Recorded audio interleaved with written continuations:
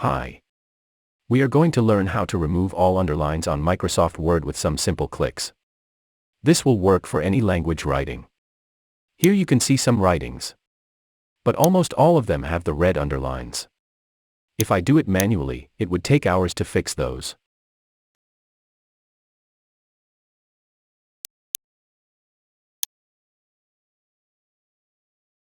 So let's fix it. Go to Files. Then Options. Under Proofreading, untick the first two boxes.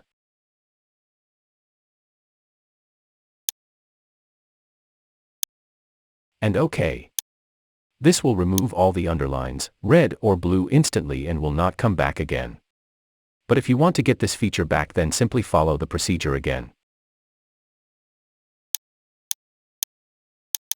Hope this will help you to remove underlines from Ms. Word easily.